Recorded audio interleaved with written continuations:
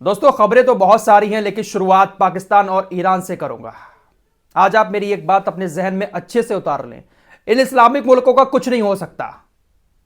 ये लोग कभी भी एक होकर किसी भी देश के खिलाफ जंग नहीं जीत पाएंगे।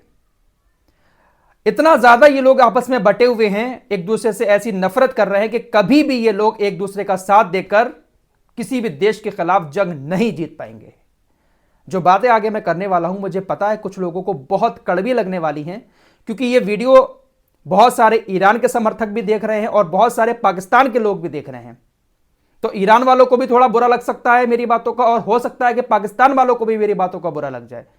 इसकी परवाह नहीं करता है फराज मलिक, आप अच्छे से जानते हैं। जरा दिल पर हाथ रखकर कहिएगा, पाकिस्तान के लोग भी और ईरान वाले समर्थक भी, क्या यह वक्त पाकिस्तान और ईरान का आपस में लड़ने का है?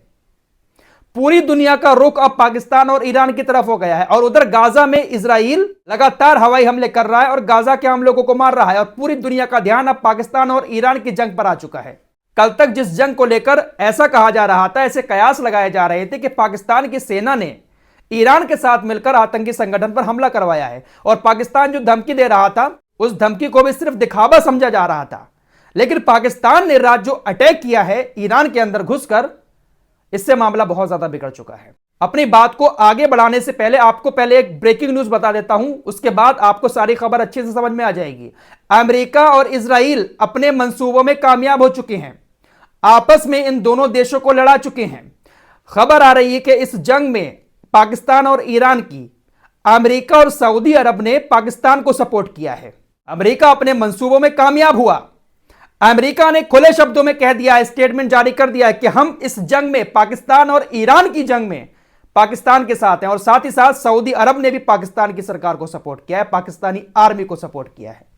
जबकि भारत का कल जो बयान आया था वो ईरान के फेवर में था कि ईरान को इतना हक है कि वो अपने आतंकियों को कहीं भी घुसकर मार सकता है।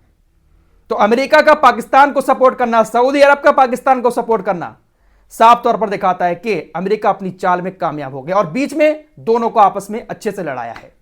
सबका ध्यान इजराइल से हट गया। इंटरनेशनल कोर्ट ऑफ जस्टिस में मुकदमा चल रहा था, सबका दिमाग वहां से हट गया। अब सबका दिमाग लग गया इस जंग के ऊपर। अब देखिए हुआ क्या है। ईरान ने कल जो अटैक किया पाकिस्तान के अंदर, उसके बाद ईरान ने कहा कि हमारे देश में जिससे भी खतरा होगा, जो भी आतंकी हमारे देश को नुकसान पहुंचाएगा, कहीं भी हो, उसको हम मारेंगे। अटैक किया, बलूचिस्तान के उस संगठन के कई सारे हेडक्वार्टर को तबाह कर दिया। लेकिन मारा कौन गया? 3 बच्चे। तीनों की फोटो आपकी स्क्रीन पर लगा रहा हूं। ये 3 बच्चे ईरान के हमले में मारे गए। आज पाकिस्तान ने जो हमला किया ईरान के अंदर, उसमें कौन मारा गया? 4 बच्चे, 3 महिलाएं। और ये जो 4 बच्चे और 3 महिलाएं मारी गई हैं, ये ईरान के नागरिक भी नहीं हैं, बल्कि इनके बारे में कहा जा रहा है कि ये अफगानिस्तान के रिफ्यूजी हैं, जो उस गांव में रहते थे जहां पर पाकिस्तान ने हवाई हमले किए हैं। पाकिस्तान ने भी अपने हमले करने के बाद सेम टू सेम वही स्टेटमेंट जारी किया है, जो सेम बातें ईरान ने लिखी थी, सेम वही कॉपी पेस्ट कर दिया पाकिस्तान ने। पाकिस्तान ने भी यही कहा कि हमारे देश के लिए जो खतरा पैदा करेगा, हमारे देश की सुरक्षा के साथ जो खिलवाड़ करेगा, हम उस आतंकी को कहीं भी जाकर मार देंगे। यही बात ईरान ने भी कही थी। तो ये दोनों देश आपस में लड़े जा रहे हैं। मजे की बात आपको और बताऊं, ईरान क्लेम कर रहा है कि पाकिस्तान ने ये जो हमला किया है, ये ईरान के अंदर घुस के नहीं किया है, बल्कि बलूचिस्तान का जो बॉर्डर है, जो पाकिस्तान के करीब ही है और ईरान की सीमा से बाहर है, पाकिस्तान ने उस इलाके में हमला किया है। जबकि पाकिस्तान क्लेम कर रहा है कि हमने ईरान के 20 किलोमीटर अंदर जाकर अपने लड़ाकू विमानों के जरिए हमला किया है।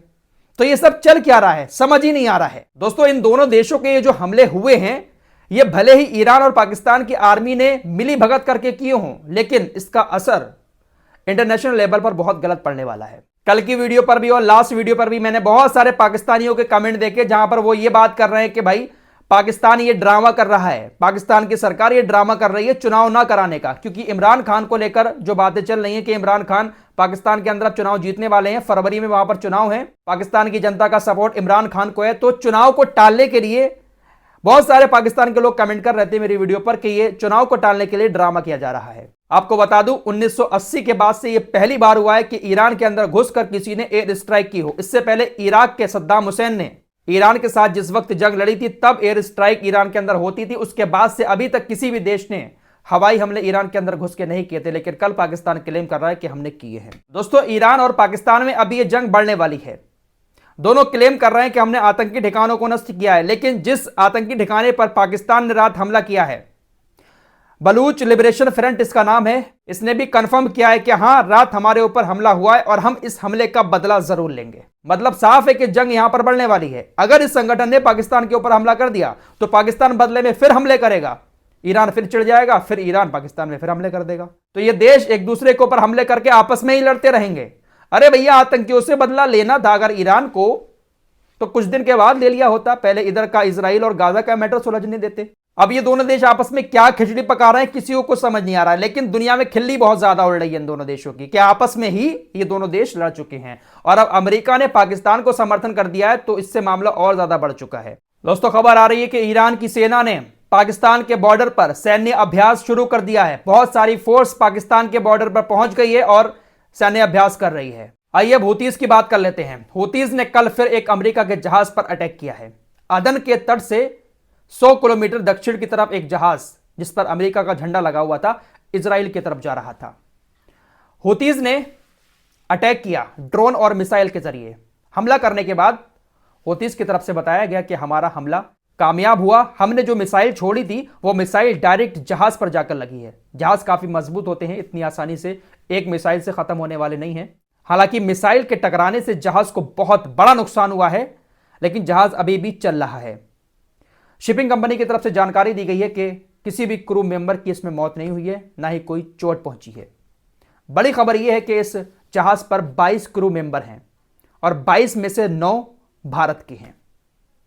जब यह खबर सामने आई है तो उसके बाद एक जंगी बेड़ा भारत का वहां के लिए रवाना हो चुका है। फिलहाल हूतीज की तरफ से अमेरिका के जहाज पर यह कार्रवाई इसलिए की गई क्योंकि कल अमेरिका ने एक बार फिर से हूतीज के कई सारे ठिकानों पर हमला करने की बात कही है। अमेरिका ने कल एक बार फिर से यमन के ऊपर हमले किए और हमले करने के बाद जानकारी यह दी कि हमने 15 ऐसे ठिकानों पर यमन के हूतीज के अटैक किया है जहां पर मिसाइलें लॉन्च होने के लिए पूरी तरह से रेडी थी। अमेरिका ने उन्हीं 15 ठिकानों को यमन के अंदर निशाना बनाया है, लेकिन हूतीज का साफ कहना है कि ये हमले जो थे अमेरिका के, ये खुले में किए गए हैं। अमेरिका की सारी गोलियां बर्बाद गई हैं।